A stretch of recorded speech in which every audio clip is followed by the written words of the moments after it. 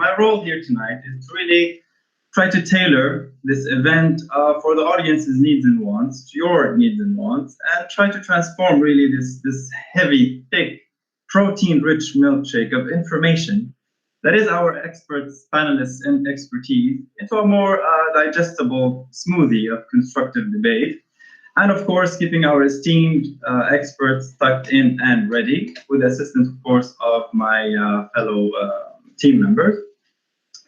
For the purpose of involving our generous audience, we will be asking you, our viewers, to give us your thoughts via some opinion polls we will run during this discussion. It is very simple to participate, of course. You will find the link in the chat, and hopefully during the discussion, we will find some interesting subjects or interesting notions or interesting, basically, topics to ask you about. And I think it will be constructive to know what people think in general and what your colleagues think right now. We will not, of course, sell your information to companies that will use it to design their products and ads based on what's going on in your head, and then you're left like hamsters in a maze. That won't happen. Something Google is famous for, but we will share the result at the end. So hopefully it will be a two-way street, and we do encourage you to participate. I'll make it a bit more fun. I'll go over shortly our format before getting to the fun part. So our format for now will be basically like following. I will start with presenting our esteemed panelists individually, and I will be asking each and every one of them one question, an opening question from their fields of expertise to kind of get them warmed up, and to get to know them, so we can link what's being said to the person and his expertise. I'm hopeful that during the discussion, hopefully my team members will post pictures of our experts in the chat area so that you can always have it as reference. Then I will be directing questions at the panelists as a group. Basically, this is the discussion part, hence the name, so that we can get a better taste of their personal and professional opinions and see where they might intersect and agree with each other, and where they might collide, and hopefully there will be a very diplomatic fight to make it kind of interesting. Of course, they're professionals, and that won't happen. And finally, we will summarize the evening and hear from our panelists one last question to see what their vision of the future is and whether we are indeed prepared. And of course, I will give some team members a closing line. So now, since I finished the opening lines, hope everything is clear. I would like to start by getting to know our esteemed panelists together and get them a bit warmed up. We start with Dr. Nemesh. First of all, hello, doctor. Good to have you with us. Hello. Thank you for having me. It's our pleasure. So, doctor, you are a psychiatrist. You are interested in mental health, suicide, major depressive disorder, and stress, subjects which you researched intensely. You also participated in projects related to youth's well-being. So, doctor, a question erupted during your lecture, and I would like to redirect in front of everybody. So, people nowadays, we see them as seeming to be either happy to take this opportunity to stay at home, or, well, how to put it politely, bored to death, and worse.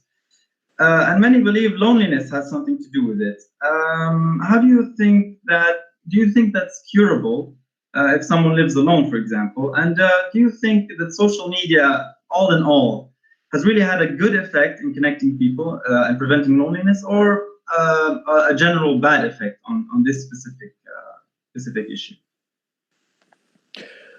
Well, social media is a tool, so it's whatever we do with it that's either bad or good. It's an object in itself. It's just a tool.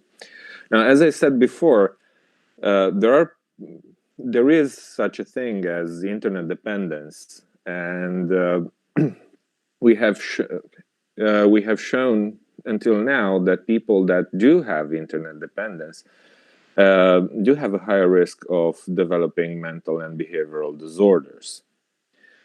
However, there have been some prospective trials proving that it is not as much the time spent online per se, but it is the reason for being online all day. And one of my answers during my presentation was that it is a problem when staying online it is used as an evasion, if you want, from current life issues. And that, of course, is associated with psychopathology.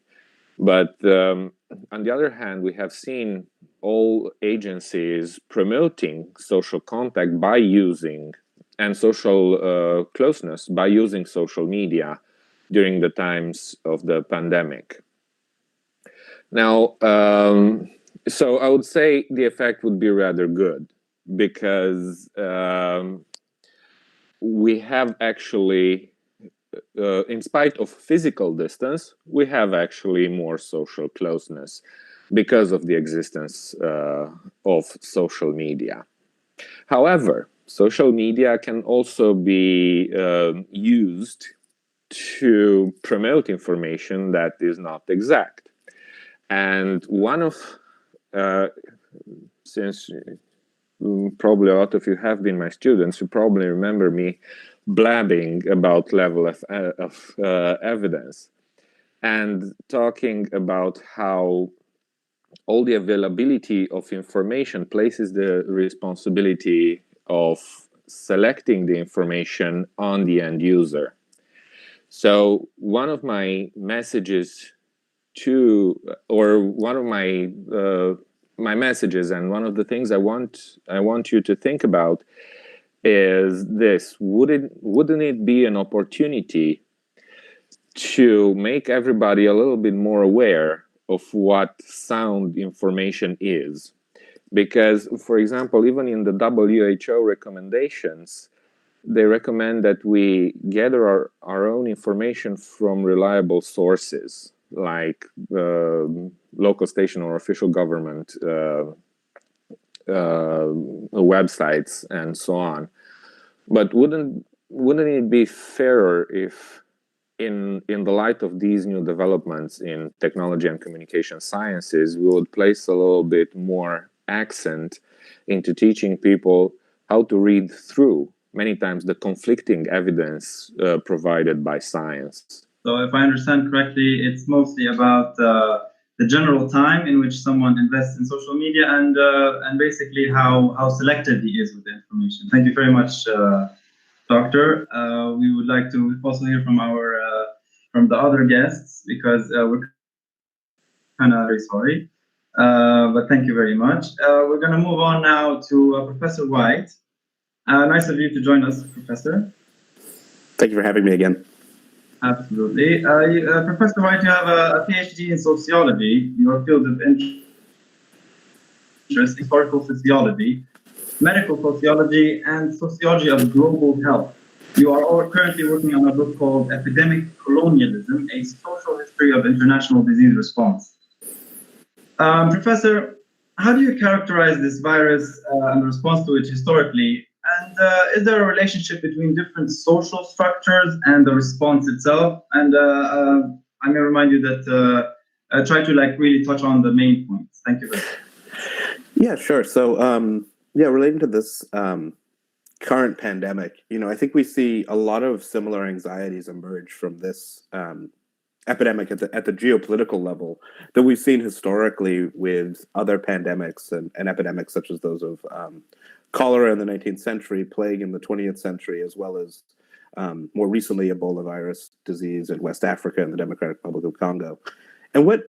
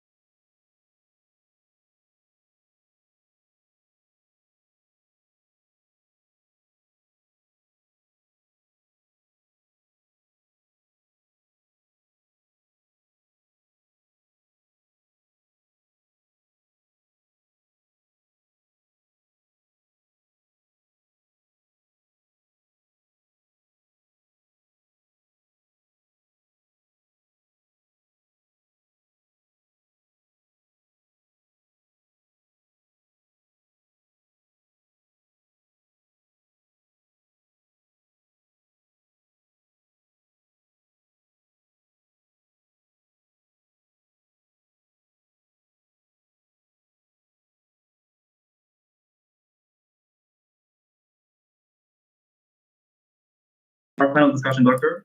Thank you. Doctor, you are an expert in epidemiology of infectious disease in particular.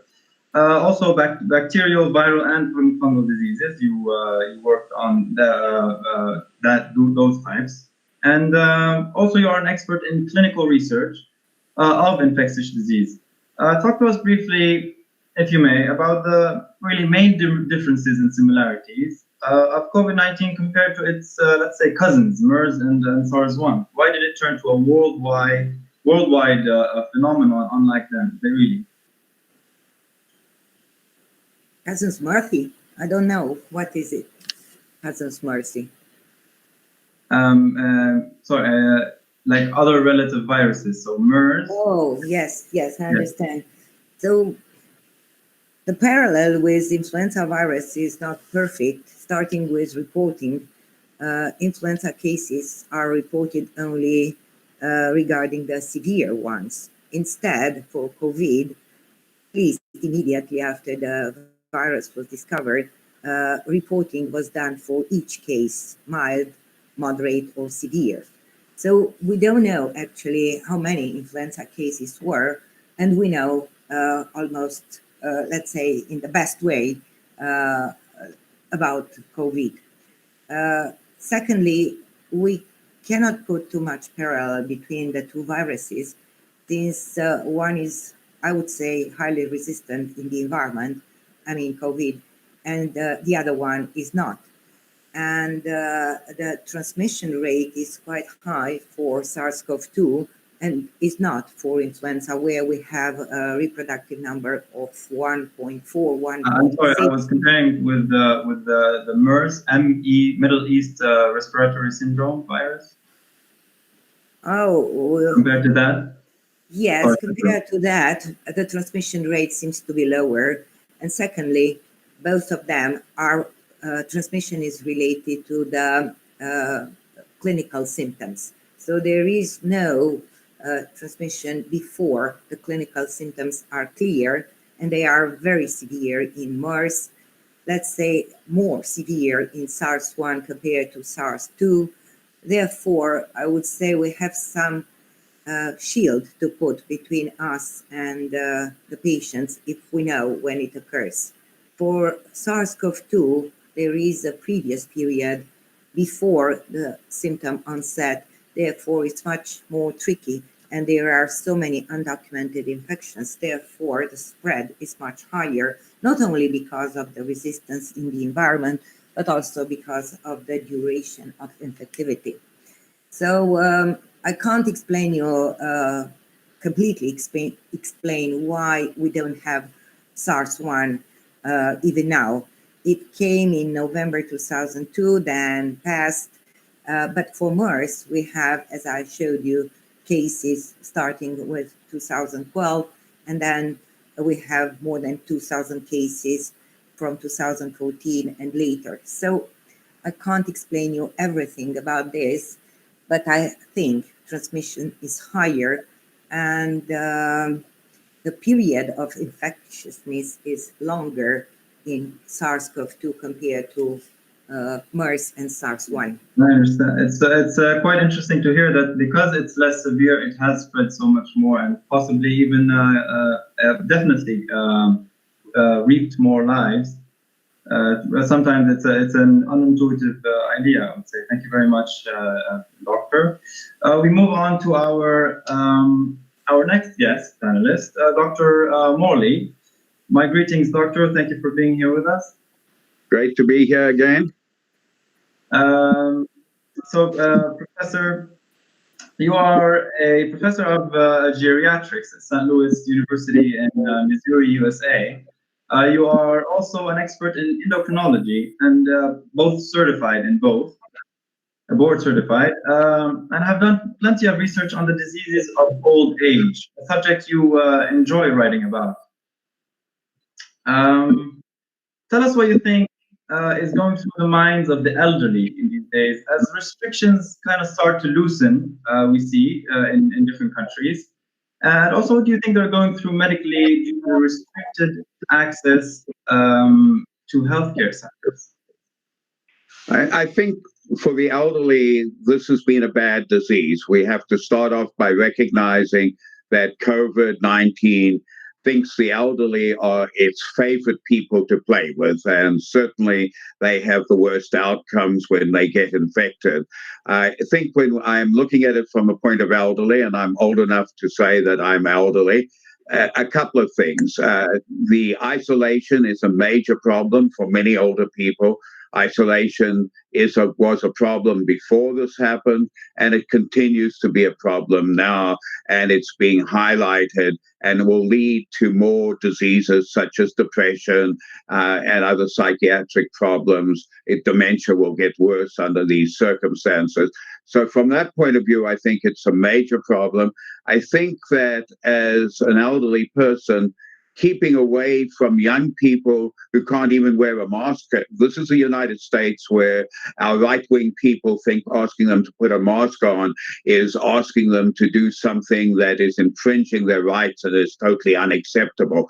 So out there are a lot of people trying to kill off older people if they possibly can by not wearing a mask, not distancing. So it makes it dangerous to go outside for many older people to start with.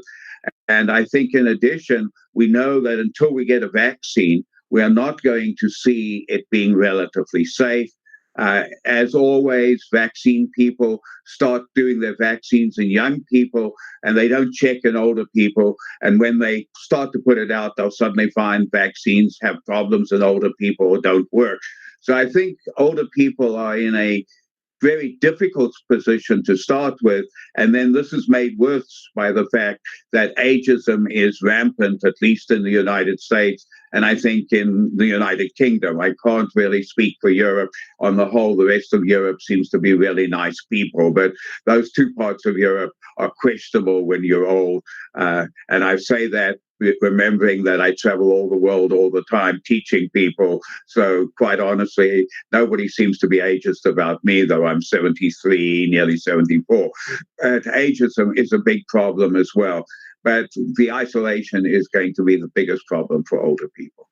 I understand, Doctor. I think we can summarize by saying not only that does the virus discriminate, also the community, and that really makes major damage. That's really a wonderful way to put it. I wish I thought of putting it that way. Thank you. Of course. A personal remark. I think I don't think you look a day older than 55. Doctor. Yeah, you don't look a day older than about 6, so you understand the difference. Well, I accept that. Never the haircut. So we move on to our next guest panelist, Dr. Pelosi. I'm glad you can join us, Doctor. Glad to be here. Thank you. Thank you very much. Doctor, you are a biostatistician, quite a mouthful, an expert in medical informatics and research methodology, research ethics and medical ethics. How do you describe the research being conducted today with practically tens of drugs being tested? And to what extent is the current research effective and ethical?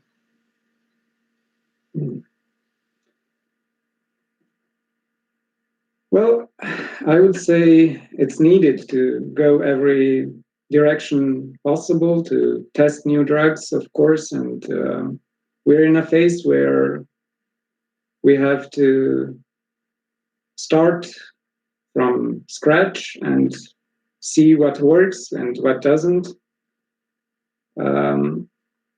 It's not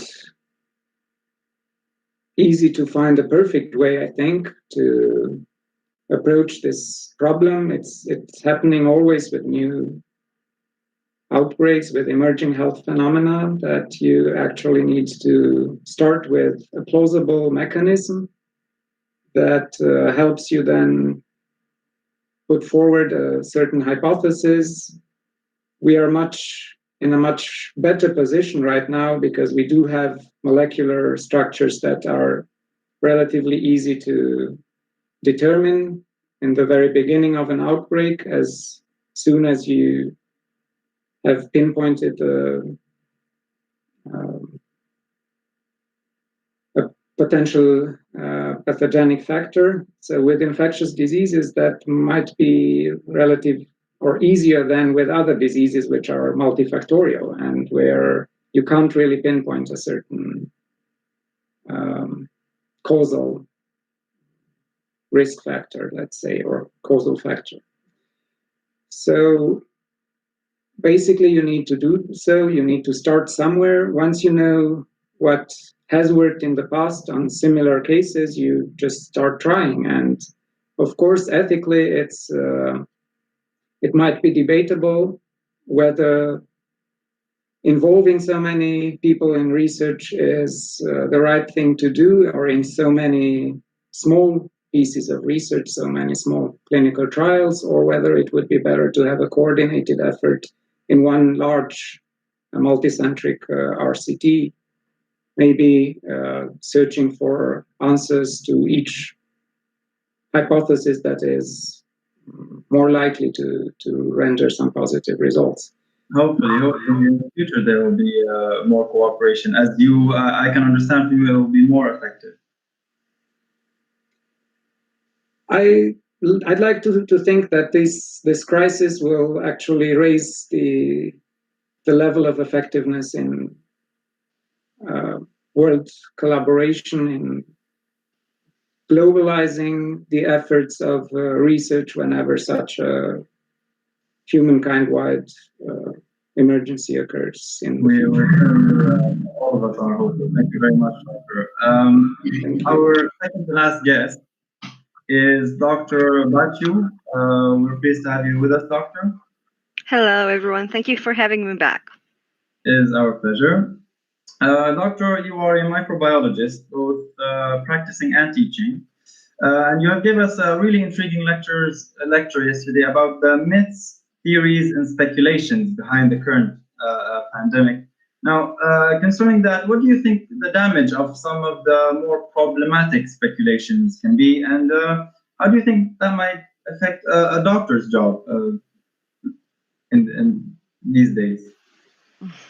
Well, unfortunately, since the start of the pandemic, in the medical community, we were faced, and we are still faced with many theories, many speculation that when you put them down on paper and you think about them from a mechanism point of view, you can look at it and say, okay, we have a problem. This quite actually be true. But as I've talked to you about it yesterday, what happens in vitro, even if you do the experiment in a laboratory under controlled condition, what happens in vitro might not happen or might not be true in vivo, in life, on the patient. Therefore, it causes a great stress on the research community, the medical community, the clinicians especially, to actually pinpoint with limited resources, limited amount of actual facts and information from studies, how to act upon them, such as the cases with high blood pressure medications that I presented to you yesterday with ACE inhibitors and ARBs that were driving doctors crazy. Should I prescribe them? Should I not prescribe them? Where a great deal of clinicians just held off on actually prescribing medications until they had some facts behind them. It is quite hard from a medical point of view when you have a patient just following a theory that they see. They're published in Lancet. These theories are published in Lancet. They're published in journals that have a huge impact on the medical community. And you say you have a patient that is fairly well educated. He sees this. He knows that he's looking at it from a trustworthy point. And then he goes to his doctor and, okay, asks him, what should I do about this? Should I continue my treatment? Am I in danger? Am I okay? For example, I got a question yesterday about how maybe smokers could be protected against COVID-19 infection, or maybe they could even outlast or even prevent severe infection. So people are starting to think, I used to be a smoker. Should I pick it up again? Maybe just one cigarette so I can protect myself? And when they come to you with that problem, you're faced in a horrible, horrible position. You have to There's no real research that you can base your decision off. And you can't really tell your patient, maybe. You can't really go and tell your patients, I don't know. Well, you can, actually. a doctor is obliged when they do not know the answer to tell their patients this. But this also breeds distrust between doctors and their patients. So in the medical community, we're also scattering around and trying to do as much research as possible, test out as many of these possibly plausible theories in order to give our clinicians and our patients some sort of answer, some sort of direction in their treatment. Yeah. Mm. So, yeah, please. And I think this will continue on throughout the pandemic until we have real answers about the actual valuable and effective treatment. Until we have a vaccine, we're gonna keep having these kind of questions and troubles to deal with. I guess not only the the people, also the doctors want their answers. Thank you very much, doctor. And then to say that it's confusing for the medical community, I would be putting it very, very, very mildly. Now on to our last guest, but definitely not the least, is Dr. Wagner. Thank you for making the time to be with us, doctor.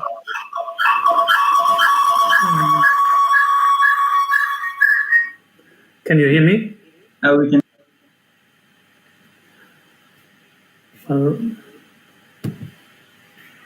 So I have to take my phone. Well, sorry. I cannot hear you now anymore. Now you can, right? Doctor? Yeah.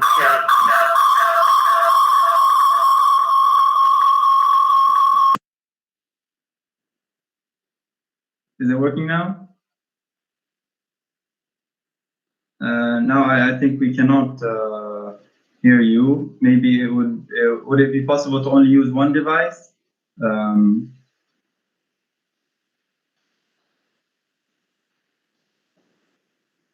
I think you're muted, doctor. Yeah, but now I have all the problems. Okay, can you hear me now? I can hear you perfectly. Thank you. So, doctor, you are specialized in internal medicine and infectious disease. You also teach internal medicine at the University of Freiburg, Germany, and you've researched previously viruses like the CMV and the HIV. Could you summarize really briefly the steps of the medical response so far for this virus from the time it was discovered? So the question was our response? The major steps in the response, yes. Can you summarize it for us? Yeah. Well,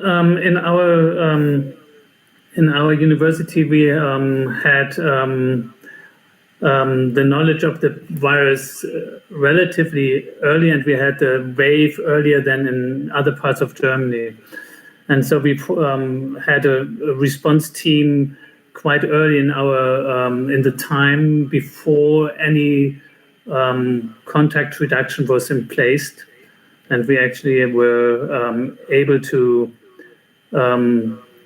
devote a lot of normal and intensive care beds to being prepared to the wave. And in the end, we had about 100 patients on the normal ward and up to 40 patients on the intensive care ward. And in the end, we treated about 200 patients. It was like a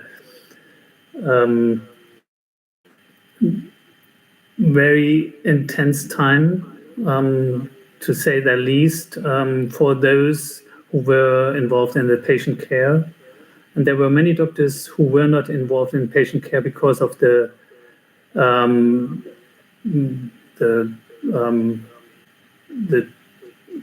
people did not have to treat surgical elective surgery or elective procedures anymore.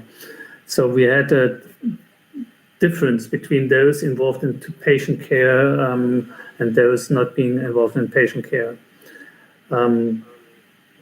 It was the most intense time in the middle of or beginning of April when we had the highest wave, and the highest patient load, and it was we had like 50 patients dying in our hospital on this pandemic first wave, and it was very severe experience, I would say so.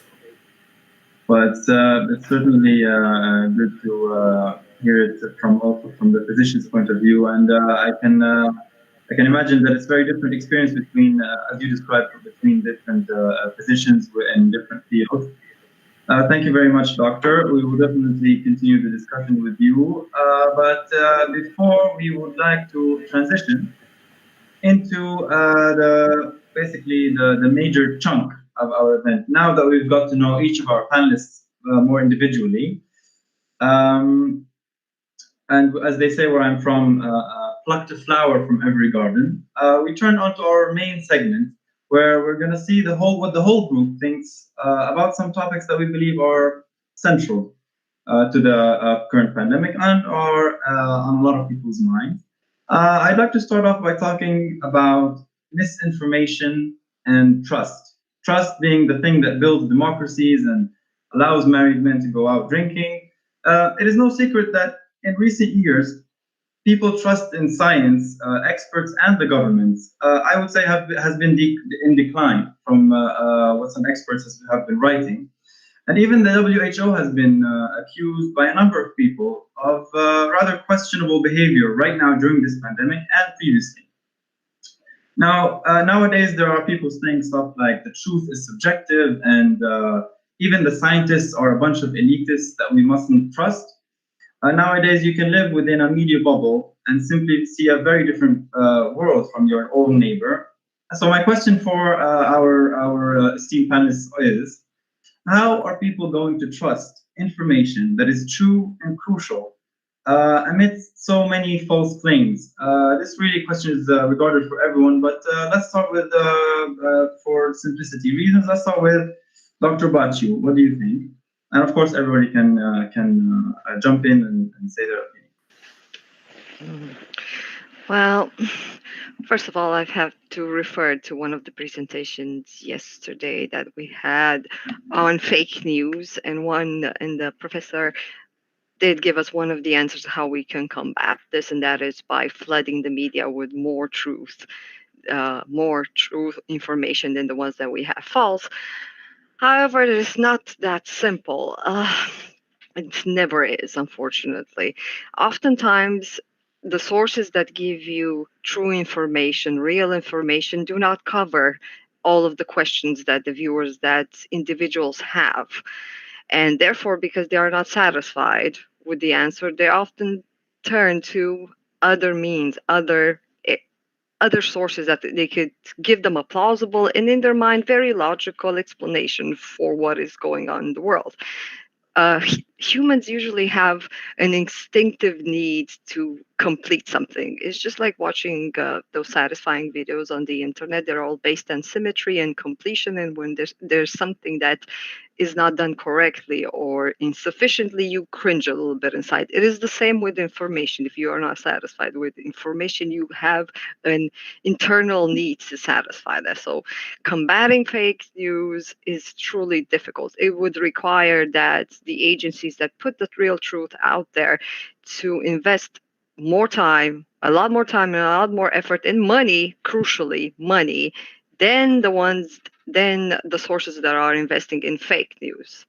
And that is quite hard to do because the sources that provide valuable information already have their hands cut off and their minds cut off with actually funding research and funding the answers. So this is, I believe in the future, we will always face this problem, increasingly so, fortunately. And honestly, I personally do not have an answer, and I do not know who has one at this time. I'm looking for one as well. Well, maybe our other expert panelists might also contribute. Can we make the truth somehow more sexy, or can we divert more funds to social media or spreading more information rather than some research? Who would want to comment? Okay, I'll take a bit of that. I think that one thing we've got to realize is if our leaders continue not to do the things they tell us to do, the rest is a waste of time. We have a president who will not wear a mask, who will not socially distance, but is quite happy to take hydroxychloroquine. That basically destroys half of the country from whatever truth may be, and I think that's true. If you look in the United Kingdom, the behavior of their politicians has been almost the same, and I've followed both of those very closely. They don't do what the scientists say, and in the end, you've got to have a group of scientists who you're going to believe, who we're going to all accept. Now, we understand scientists are wrong all the time. I've spent much of my life publishing things that turned out to be wrong. This is what life is about, but we can't expect the public to embrace that. We've got to have a single scientific message that is also given by the major politicians. And if you can't do that, people will do whatever they want, and there are always going to be people who will buy something on social media that says that if you take this, you will get better, as long as you put it in your left ear and not in your right ear. That's my answer. Thank you very much, Doctor. So you expressed some concern about politicians' role in this, and you strongly, let's say, you are for unifying the medical message. But is the medical message unified nowadays, or is there very large discrepancy? Who can assist us? I think there's some straightforward unifications at this relatively simple level. I think most people believe wearing a mask is protective. They believe that distancing 6 foot apart is protective. Now, WHO and CDC, the American societies didn't do that at the beginning. But at this stage, I think we know this. I think we know now that hydroxychloroquine doesn't work. With some of the others may work. And we've got to recognize that the message has got to be to how do you protect other people? And that I think we're mainly unified on. You don't want to be close to other people. You don't want to give them the disease. And it's very difficult to convince lots of people that if they protect other people, then what will happen is that they will be protected as well, because that's the only way until we get a vaccine, we're going to limit this pandemic. I understand. Thank you, Doctor. So the trick is to people's compliance is very crucial here. You brought up a really interesting point. I would like to also ask the audience about this. You mentioned something about social media. I would like to ask the audience, with the help of my teammates, of course, where do you get most of your information, or the biggest chunk of your information from, concerning, let's say, let's not say COVID-19, but the news in general? Do you get it from Facebook? Do you get it from other news websites, organizations, or the television? And of course, our team members can add their answers. So you will find the link hopefully in the chat, and our team member, you can then answer, and eventually we will see what people know from where. So you said that it's mostly a unified message, mostly on the basics. Is it true also in Germany or in Romania? What do you think, Dr. Wagner? Well, we have we were lucky to have a scientist as a leader. This is number one, and so she was listening to other scientists. We were having a very good biologist giving a podcast every twice or three times a week, who was telling the new information to everybody. And this is a very widespread podcast which many people are listening to. So fake news have not as much impact in Germany, I think, even though we see some of those people trying to use fake news. But I think in the end, we were lucky to have the right leader. We were lucky to have the right timing to do the right tasks to do social distancing, and we are lucky to have people transferring the new science to the whole public. That's certainly refreshing to hear. Let's see. What about Romania? Well, relatively here, there's been at least judging by the numbers, an effective response. Is it because there was a certain effectiveness in information, or what do our experts from Romania think? Who would like to give us an answer?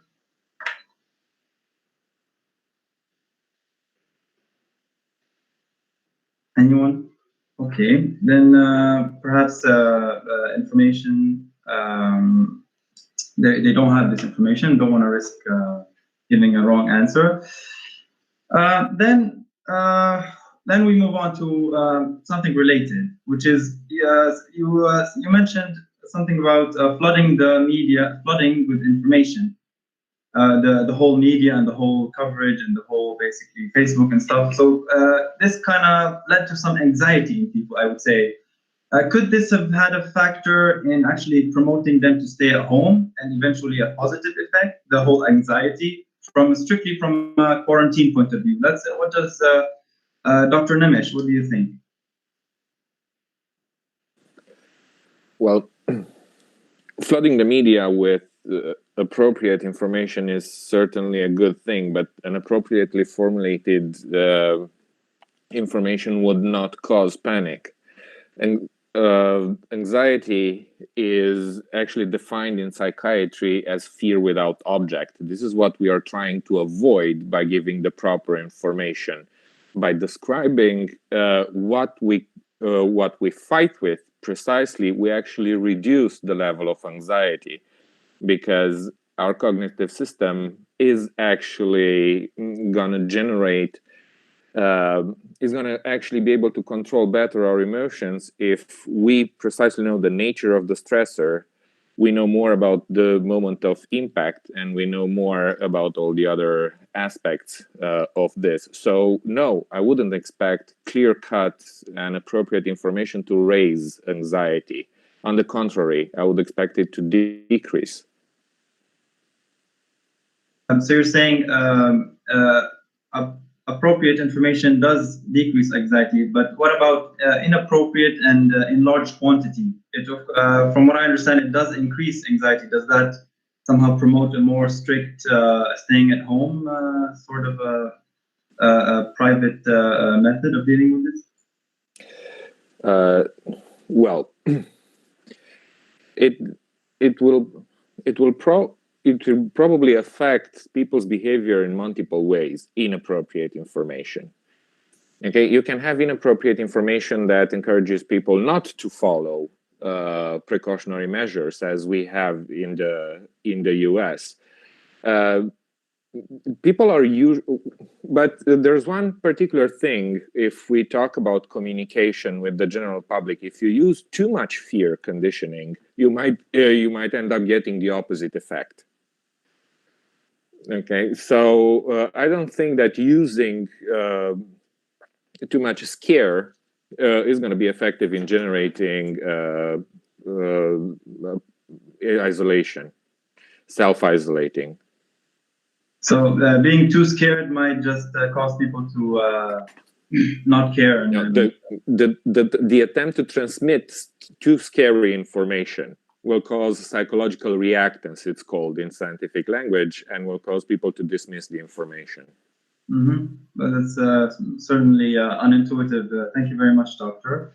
I'd like to talk to Dr. Baciu. How can you? What do you say about this information and the effect it has on Romanians? What do you see? The effect of misinformation? Yes, and information in general that is present on various sites. Well, from what I have observed of the Romanian population's behavior during this pandemic, at first there was a carelessness. Of course, when the information hits, they felt that it was very far away. And Romania did do a good job to close institutions, schools, and everything, and quarantine quite quick. And at first, the general population were taking things very lightly, considering they had the information that, okay, it's just like a cold, it's just a pneumonia, we'll be fine. And then what actually, from what I've seen, what actually enforced them to keep social distancing, to protect themselves and stay at home, was actually the fear of punishment. It is when the police started giving what do you call them? Fines. Fines. There you go. Thank you. I was having a lapsus. So started giving fines to the population that would just not listen. That would just go about the day, not have proper documentation to them. And that's when Romanians started listening. Now, I have seen some cases where some very, very positive cases that have come out of this pandemic, meaning that I've seen patients that know they have comorbidities, for example, diabetic patients, that started listening very closely to what the news were saying, to what doctors were saying. They were asking questions, and they started taking better care of themselves.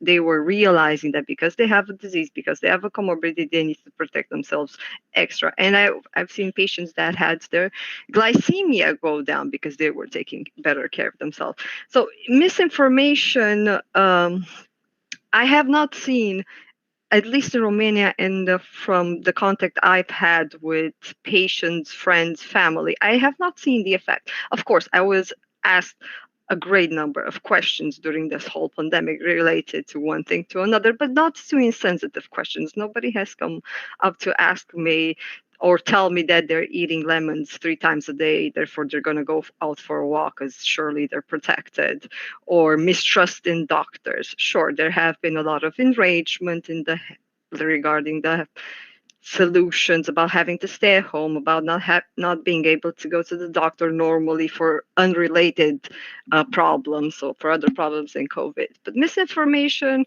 at least in my surroundings, has not had such a big impact, at least in Romania.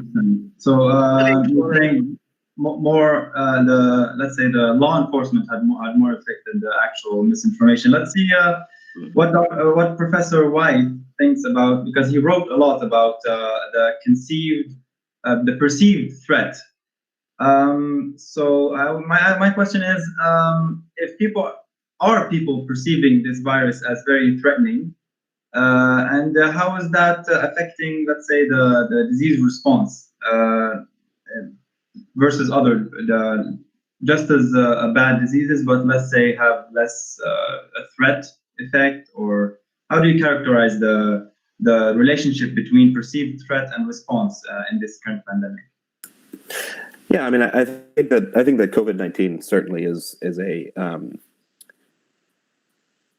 a once in a century sort of pandemic that, you know, we really haven't seen something on this scale and this severe for quite a long time. I mean, I think that the perception of the disease is complicated, because there is, on the one hand, as we discussed, the ways in which the disease has been shown to affect, you know, certainly elderly populations and those with underlying comorbidities, but less so younger populations, where I think has had some effect of downplaying the risk of the disease in younger people. But I think also, you know, what we've seen is the ways in which epidemics can namely disrupt the global order more generally. You know, the ways in which it's halted trade and travel and the wider global economy, that has added a layer of risk and threat to the disease itself, that's not just on the biological level, but is also on the geopolitical, the economic, and the social, in ways that you know, are not necessarily solely tied to just the biological threat of this disease, which is obviously very severe. Thank you very much. So from what I can understand, the threat has been significant. and a large role has been played by the economic gravity of the situation. Thank you very much. So I'm gonna to kind of like approach the end of this topic, the trust thing. I would like to move to sort of inside the medical community. As I mentioned earlier, there has been some reports that the WHO has let's say ill managed some information they got, and there's even rumors, but I will not mention rumors since we're in a more professional setting. But so there is some mistrust within the medical community, and I'd like to ask someone more from the research background if they actually feel that, and how might that affect this pandemic. Dr. Colosi might be able to elaborate on this subject. Yes, I'll try. So, of course, rumors are not something desirable in a rigorous setting like science or performing research should be.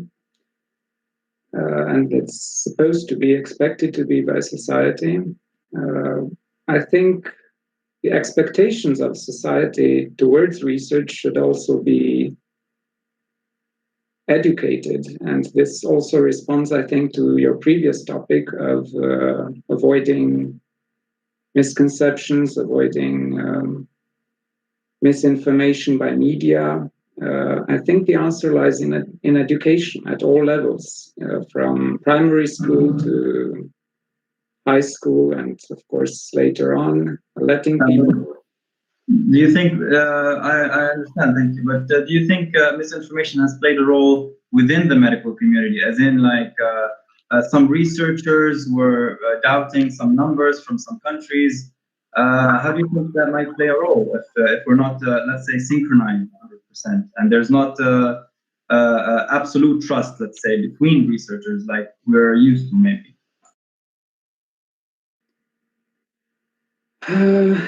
I think there's always competition between different research teams, and this has always resulted in mistrust to a certain extent.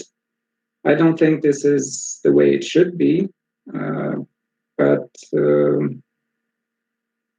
probably there's just an acute phase now where people are striving to obtain funding on COVID research, to obtain results first before their competition does, because the implications are quite important from both financial and prestige perspective. So not trusting research that comes from other research teams is, I think, not something that only characterizes governments, let's say, but it can also characterize just the members of the scientific community worldwide. And it may be for other reasons, just to ensure your own success, that you might launch a hypothesis of mistrust against your competitors' results. So, yes, you're making a good point with your question, and I'm eager to listen to other opinions as well. Well, then let's do listen to some opinions, because I think you opened a really unexpected point with saying that it's somehow structural. Let's hear from another doctor, which is also in research, Dr. Radulescu. What do you think about this specific topic? Is it something to be concerned about?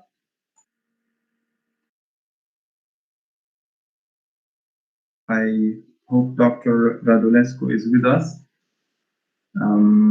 Sorry, yes. I think that doctors are well seen nowadays in Romania.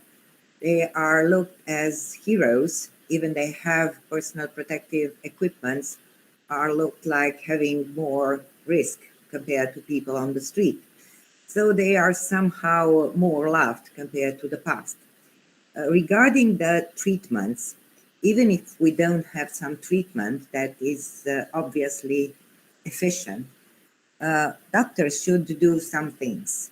Therefore, there are protocols all over the world continuing to use, for instance, hydroxychloroquine. So I cannot say that we don't know that hydroxychloroquine is not as effective as considered at the beginning of the pandemic. Still, we are using the same protocol in the country for moderate and severe COVID-19.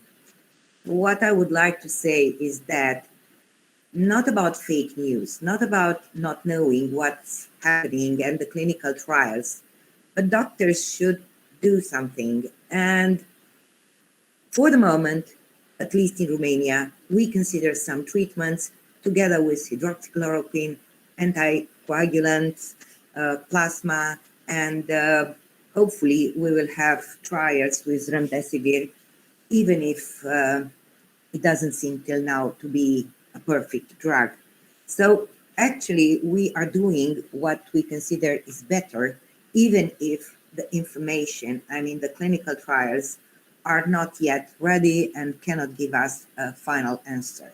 So everything is interim, and we are doing what we trust is useful. Well, thank you, Doctor. And so, yes, so mistrust is also in the medical community, but is somehow being managed. Another phenomenon that we've seen is mistrust towards foreigners, xenophobia. And I would like to, even on a personal level, hear from our panelists about maybe something they experienced, they saw, they theorized about. So yeah, but what can we, like for instance, Chinese have been discriminated against widely. Do we see this? Do you see this discrimination, and in what form? Let's start with. Of course, everybody can chip in, and let's start with Professor White. Sorry, was that me? Yes, Professor. Okay, sorry, this microphone cut out. Yeah, I mean, I think, unfortunately and very depressingly, xenophobia and racism quite commonly are associated with epidemics. The threat of the other arriving and spreading disease is a common trope that we've seen throughout history, and it's often used to justify very aggressive responses against already marginalized populations. And this is a very serious concern that we need to fight against actively, obviously, because any policies derived from racism and xenophobia will obviously produce negative and oppressive structures and violence against those who are marginalized. But also, in large respect, we've seen that particularly anti-Chinese sentiment and in the United States especially, and anti-Asian sentiment has been used to somewhat water down arguments for more supportive and more effective public health responses, justifying instead blaming China for the spread of disease, when in actual fact, the United States, for instance, could be doing more to stop the spread of the virus, as it's now become the epicenter of the epidemic globally. Well, I believe Dr. Wagner also raised his hand, wanted to comment. Just a quick comment. Everybody can really speak without me interrupting. You can just unmute yourself and share and discuss with your colleagues. So, Dr. Wagner, would you like to?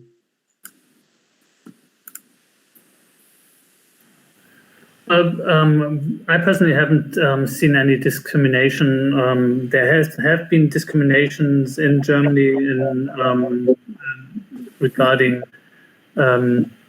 Jews, actually, but and in the beginning the Chinese were blamed, but this was taken over much more by the President of the United States, But I wanted to come back to the last question shortly, because I think the Chinese were publishing a lot of scientific information in the last months about COVID, and most of the information has turned out to be true.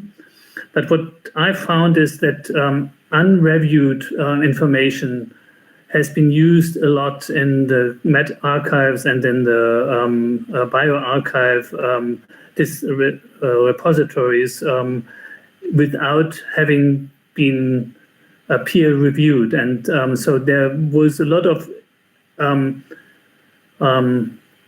information around which was not solid and sound.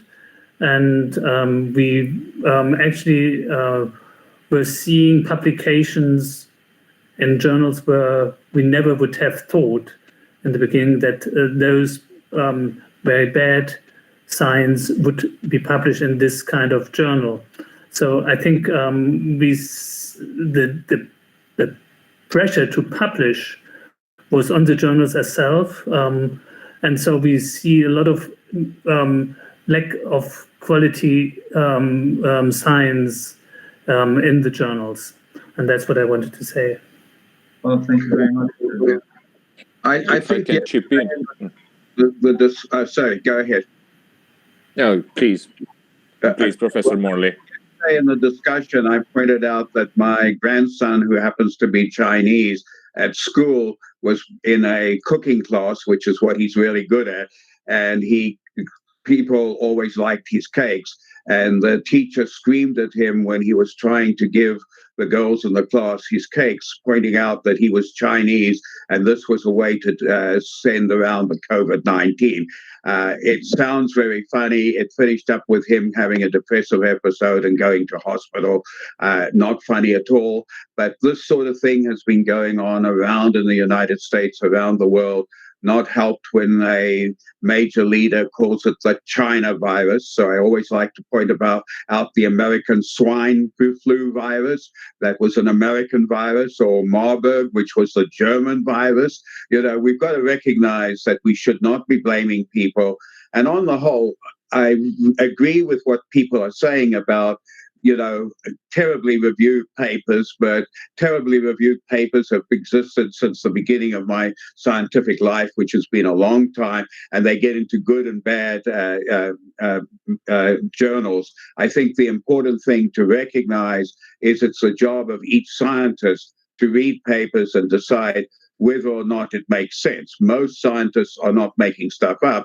They just basically oversell what they want to do. It's part of what you learn to do. It's a part of what everybody does. But I mean, importantly, large amounts of anti-Chinese feelings in the United States are totally unacceptable in a country where people come from all over the world.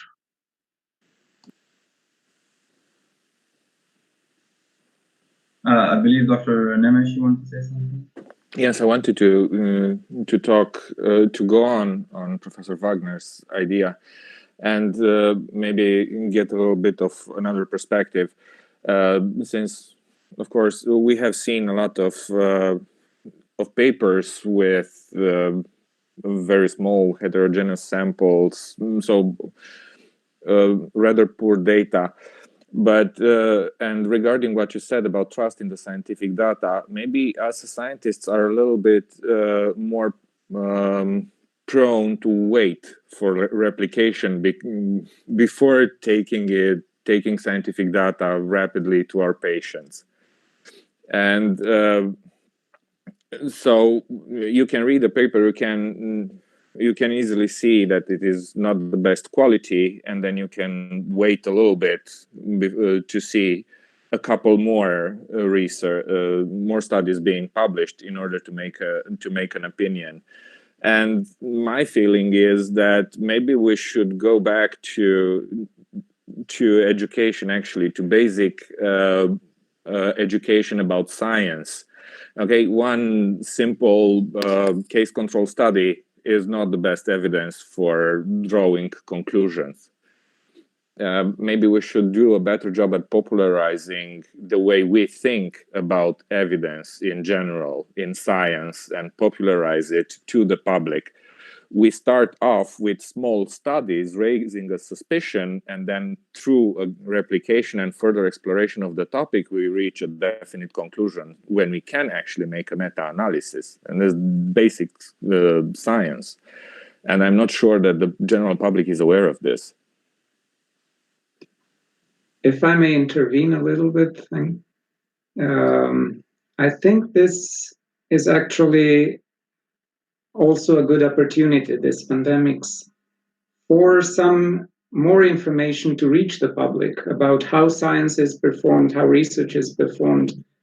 And I think this is a very good thing for the future. It might change some paradigms, including in how education is perceived in respect of information, health information, medical information generally, but all types of information, and having specially dedicated courses in, as I said earlier, from primary school to high school and then college and university would be a great idea in a world where information is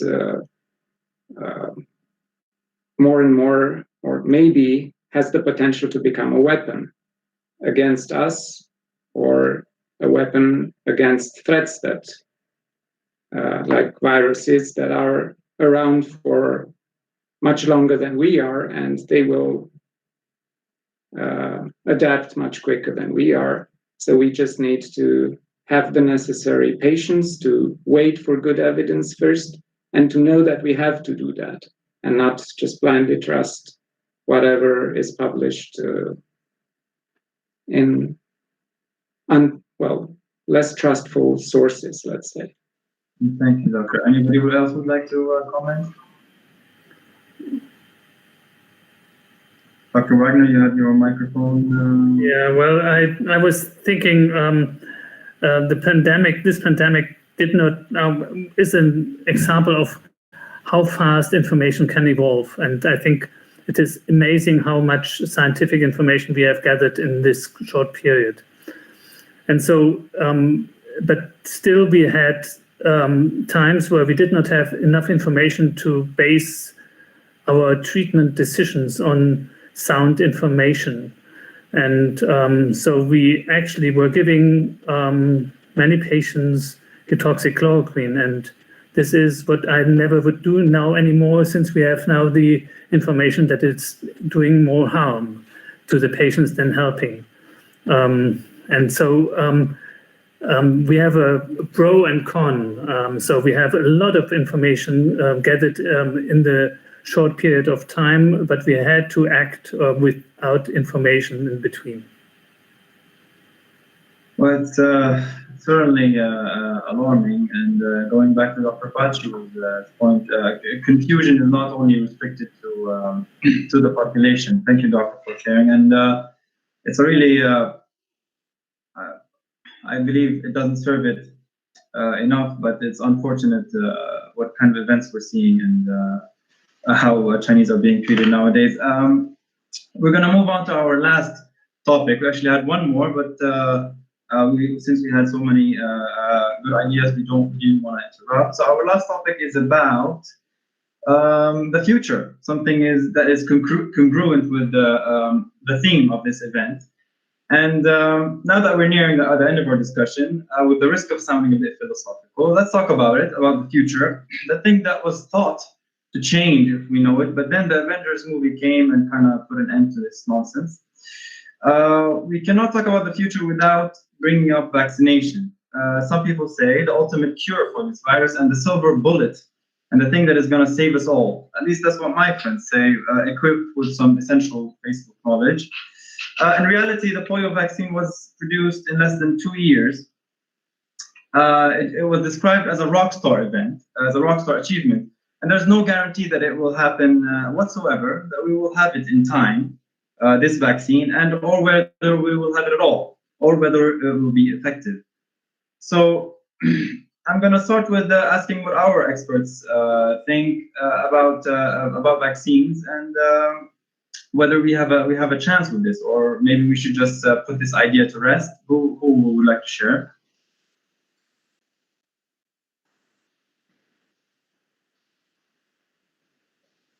Dr. Ragnar, would you like to give us your thoughts? There are a lot of vaccines already being tested at the moment, and there are, to my knowledge, also some hints that they will be working, and that we will have vaccines available somewhere in the next year. But whether this is going to be really happening, I'm not totally sure. We have scientists who have collected T cells or a whole blood of our COVID patients, and they looked at the T cell and CD8 cell response, and were surprised how little response there is. And they were questioning whether we will ever have a good vaccine. So I'm not sure since 3 days ago that we will actually have a vaccine, but I'm still positive. So there are vaccines, but they're not fully effective from what I can hear. Yeah, I don't know whether they will be effective. So I think this will be studied within the next month, and we will hear about the results in autumn, I think. Well, we're let's say hopeful, but let's hear from an epidemiological point of view. What if we actually do have a vaccine? But is it the silver bullet that everyone has been talking about, or is it more of a long-term management solution? Dr. Radulescu, what do you expect? First of all, do you expect the vaccine to be anytime soon, and what effects might it have? I think that a vaccine that would work only on B cells and antibodies, it's not enough. And as Professor Dirk Wagner said, we need a more complex vaccine involving T and B cell immune response. That will be difficult. I think it might be a possible solution in the future, not near future.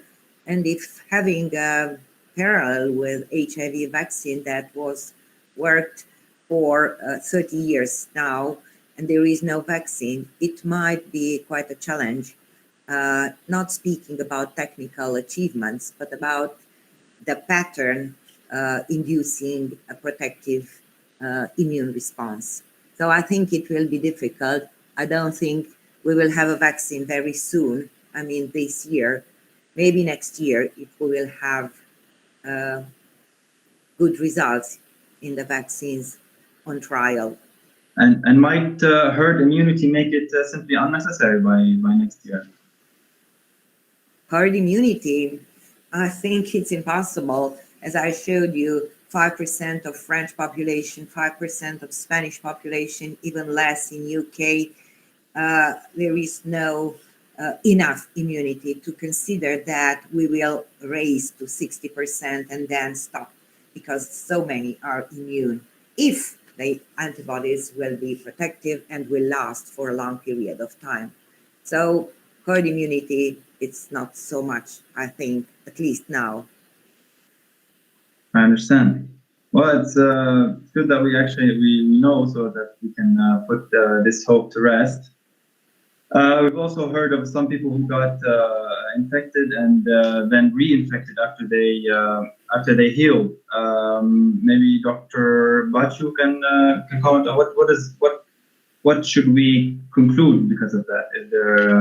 Is it something more dangerous or?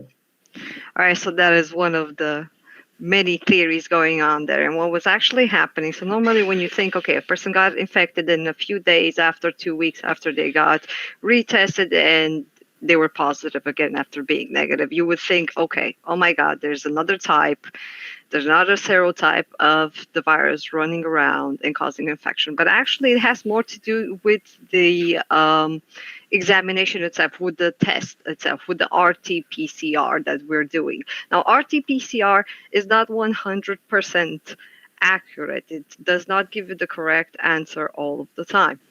This is very important to understand. In some cases, there are many studies on the subject, and they did not give us a conclusive answer. Some resulted that they received 25% false negatives, false positive. Others say 5%, others say 15%.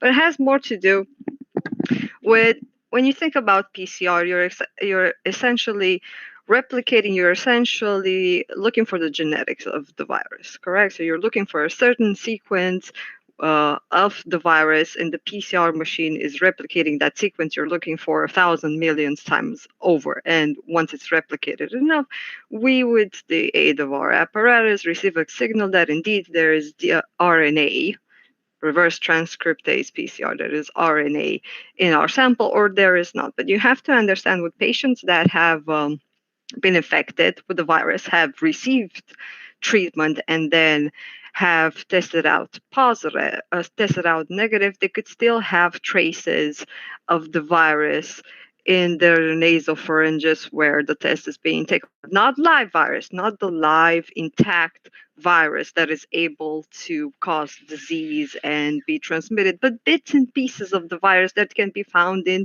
macrophages, that can be found in the cells of our immune system that have phagocyted and they have broken them up. So they're basically inert portions of the virus that still contain, of course, a portion of its DNA.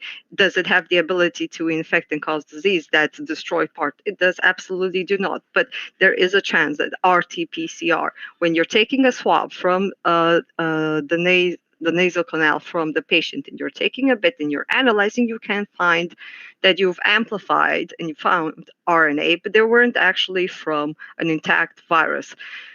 RT-PCR gives us a yes or no answer. It doesn't give us a quantitative answer. How much of the virus, how many viruses do we have, live intact viruses running around? So studies have attributed those false positives or those cases of reinfection to the RT-PCR. So you're saying that basically bits and pieces of the actual DNA remain even in inactivated virus, and therefore cause this positive result, and therefore more and more confusion.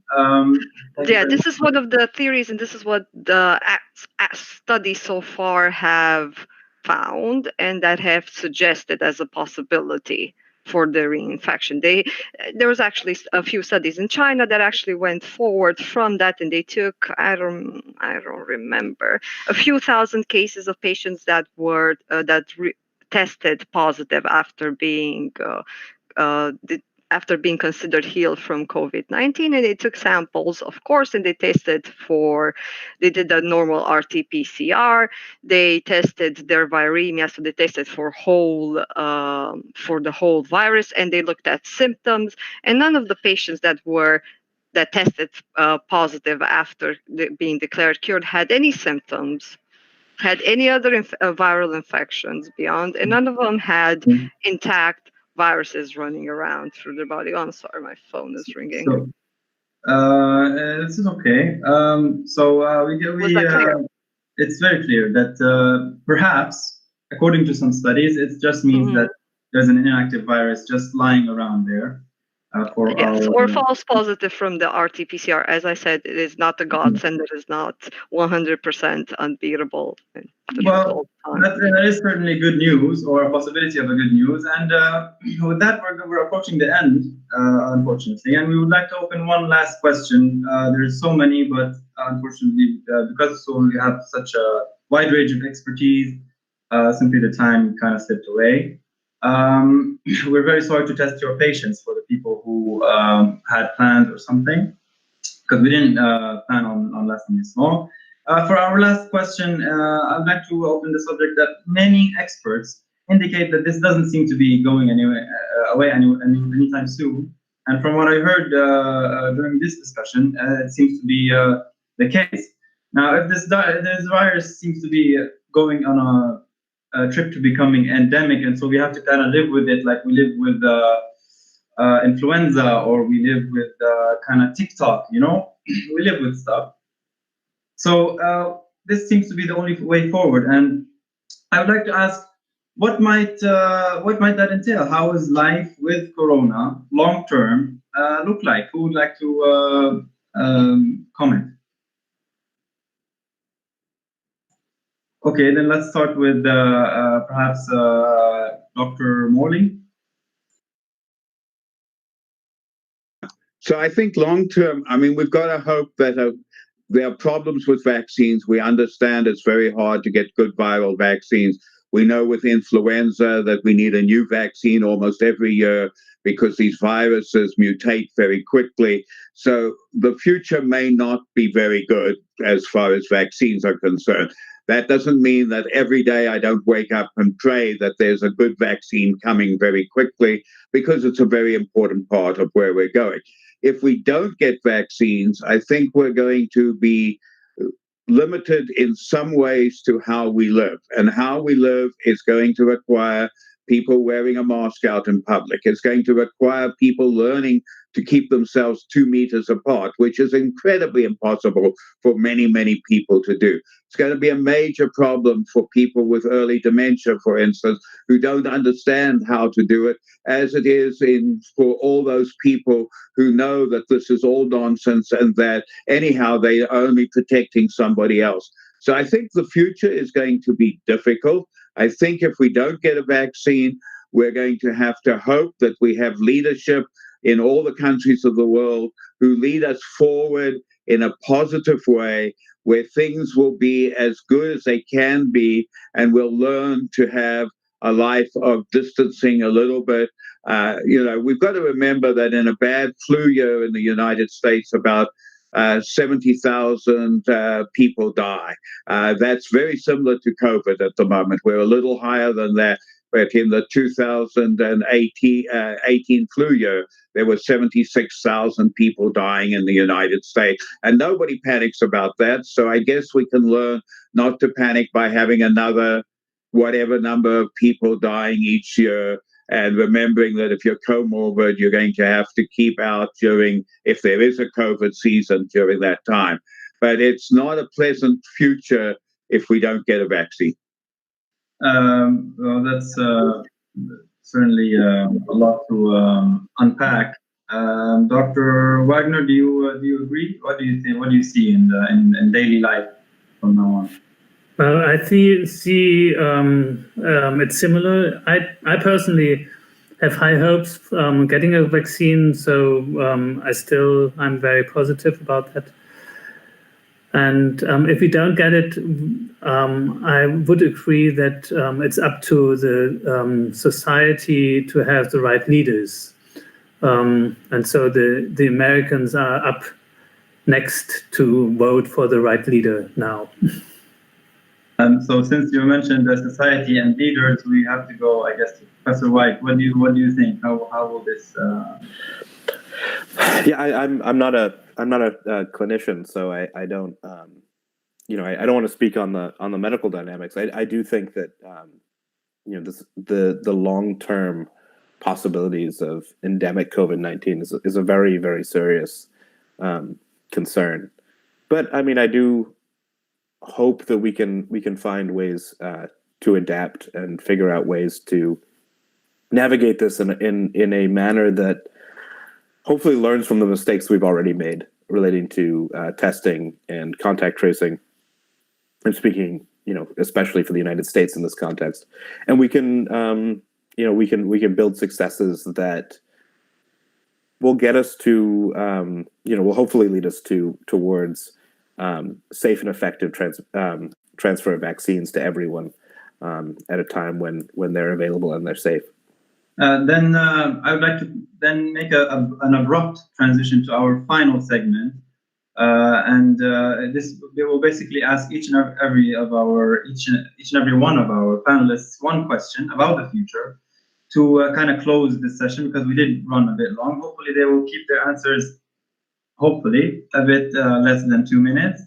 Then we'll start, since we're already with Professor White. What do we need to change as a society so that we become more resilient and we do learn from the mistakes we have made?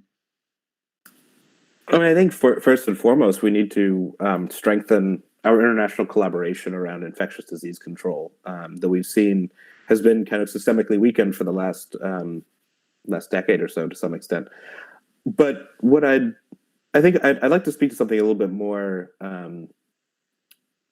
more human in this, which is that I think also what we're, and this is what Dr. Morley's been discussing. What's so critical is that we also recognize that we need to find levels of human empathy that seem to have been lacking, currently, and we need to recognize that our health and is dependent upon those of us around us, and that we're responsible for the health of others as well. And hopefully, if we can do that, we can also feel more comfortable embracing public health measures that protect the whole population, and we stop looking towards kind of our particular individualistic concerns. Well, I share this hope with you. Hopefully, we will have more holistic medical approach. And then let's also direct the last question for also Dr. Radulescu, which since you are an epidemiologist, and Dr. Korosi said that you can answer this, which previous pandemic had the most similar trajectory, including in factors like transmissibility and virulence. So which is the most similar pandemic that we've dealt with as a world community, and what can we learn from that for the future? The dynamics. Let's say if we will follow the rules, meaning avoiding unnecessary travels or using the mask in crowded places, then it might be, well, I fear about the winter when we might have influenza and also COVID, but I hope it will not be, let's say, a real increased wave as might be possible. So I hope for the best, considering that everyone is with some knowledge, and we can use these shields, the masks, and then we can avoid crowded places. Maybe it will be well. So I hope not the worst scenarios will be fulfilled, but the best scenarios. I cannot say now what will be in the future. We will see. And probably we will have a good scenario, not the worst one. Hopefully, we'll probably have. Dr. Wagner, what long-term strategies might we employ in dealing with this virus? Long-term strategies. Well, if you're talking about without vaccines, I think it's protection and testing those who are endangered, and having a good public health system, finding new spots of cases, but it's also about the society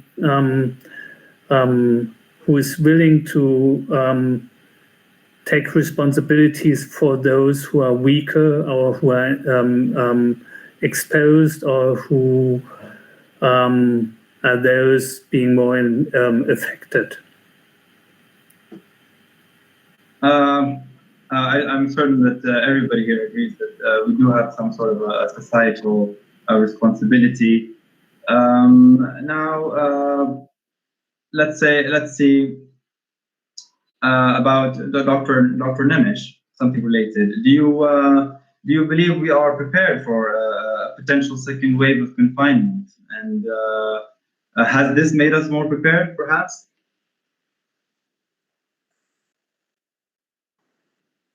Dr. Nemes? Yeah, Okay. sorry. Please. So, in a sense, we are a little bit more prepared because we already know what to expect. And again, having a past experience will tend to diminish our stress response. But I think we still have to wait and see the economic impact of everything, because we might turn out to be more scared about the economic consequences of shutting down and economies contracting than getting the virus per se. So I I cannot give you an answer on how it is going to be if a second wave hits, because we don't have all the elements yet. I understand. Well, hopefully this kind of made us a bit more prepared. And to be honest, I'm in no position to say which is more what people should look at. Personally, I believe I'm in no position to say that people are maybe making wrong decisions choosing health over economy. I believe everyone has his own motives, but there's a catch in here. I mean, yes, we should prioritize health over economy, but we shouldn't forget that health is paid for by the economy. So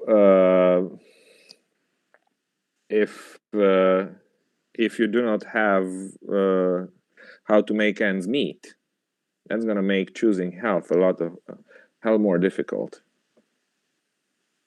I understand, Doctor. I guess the confusion of the audience maybe is increasing by the minute. May I say something first? Shortly? Yes. There is a study out which compares the impact of the replication number on the economy and on the health. So the combining those two, and if the replication number is 0.75, it would be that's what I learned, is what is not putting down the economy so much that it cannot recover, and still keeping the pandemic in balance. So apparently there's a scientific parameter or a scientific, let's say, threshold where it's not worth it to waste more economy, basically, as you say. Well, thank you very much. It does sound interesting. Maybe you would like even to share this study with us if you find it and post it. We can certainly post it on Facebook on EMSA site. Now for the last 3 questions to close. Dr. Kolosi, we're seeing more a movement towards in the direction of telemedicine. What do you think is the future of this trend is? I think it has already caught a ride on this pandemics, and it will even get an even more accelerated rate of development. I think it's a very useful tool that will inevitably be an integral part of our lives, especially as Professor Morley mentioned, in elderly people. Ensuring their home care with telemedicine would be an excellent way to help them cope with the difficulties of maybe arriving at a hospital, and it's the medicine of the future. It will take off, yes. Well, we'll be here to see it. Dr. Baciu, how do we combat better misinformation and myths in the future? Do you see it happening now? That is a difficult question you ask of me. As of yet, unfortunately, we are not combating it so far. We are so far relying on the ability of individuals all around the world to use their heads and see through logic the truth, which may work or may not work in certain situations. Unfortunately, and the easiest answer and the most effective answer is through education, as Dr. Nemes has spoken before. Education at every level. The sooner you started, the more efficient it is. When people are young, children, their mind is like a sponge. They will absorb everything, and based on the information and what they learn during their early years, especially up until the end of high school, it will stick with them forever. We all know that every person is different from another. neural connections and the way they see the world is very much tied into their personal experiences, how they grew up, where they grew up, the school they went, the friends they had. Therefore, if we can introduce more positive elements, for example, right now in Romania especially, we're lacking very basic information from the education of our children, such as nobody's teaching us in school the laws of our country and how economics really work or why it's important. The same way they teach us basic stuff about our biology. So we have a brain, we have a heart, we have 2 feet and 2 arms, but they do not teach us how to filter out information. This is important because every child starting from 9 years of age, I go down the street and they have an iPhone in their hand and they're always exposed to countless amount of information with no ability to filter through it. Heck, even us as researchers, as doctors, as people that have been quite adequately educated have oftentimes a real difficult time filtering through information. Should I believe this? Should I not? And oftentimes people tend to believe that a thing is true out of 2 reasons, either because they want it to be true, or the second one, because they fear it is true. Well, I'm not, well, I agree. I believe Finland has a program of teaching young children in school how to differentiate between false and right information. So apparently people have picked up on this. I hope more people pick up on this because frankly, at this stage, I don't know how much I trust the brains and logic of the world population, but maybe some people are more optimistic than me. And a final question for Dr. Morley, I'd like to also add that he's a very special guest of ours. And I believe everybody who watched his lecture yesterday has kind of developed an affectionate side towards the elderly and really changed some preconceptions. So Dr. Morley, as the population is getting older, how do you suggest we help protect our early population from future pandemics and from such a staggering death toll in their ranks? I wish I had a great answer. The answer, first of all, is not to be ageist.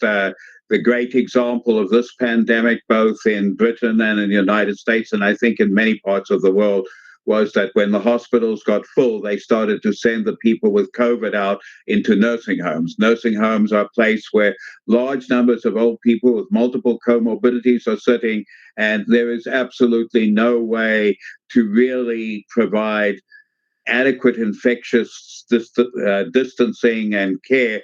Plus, they had no PPE for any of the people in the nursing home to look after the people. And when you asked the state or anybody, it was diverted from the nursing homes to the hospitals. So I think the first part is to recognize that old people are vulnerable. And when people are vulnerable, you need to give them high quality care. That means first and foremost that politicians and administrators learn this, but it also means that the average doctor doesn't really care very much about the average older person. And I hate to say that, but I've spent years doing this, and I recognize that, you know, people say, well, it's nice that you think older people need different care and you know all these things, but I've got to learn how to go and treat people in an ICU. I've got to treat people elsewhere. So what I would ask is what comes out of this, because you've got wonderful students listening, is that they all recognize that there are specific things that old people are vulnerable, and we need to do our very best to protect older people. The answers are not going to be easy. And quite honestly, I will continue to pray for a vaccine, even though I realize that this may not happen. But we need vaccines, and we need to be aware early on. I do have to add that we also need a reasonable economy. People who can't get food because we have no money, people who starve get sick. And it's all very well to worry about COVID, but once you get a low socioeconomic population with very little money for food and who have to live on top of one another, large numbers of diseases occur. So it's not just COVID we have to worry about. We have to fix the economy. We have to find ways to do it. That requires every human being to behave sensibly, to wear a mask, to distance. And I'm sorry if I've said this 100 times.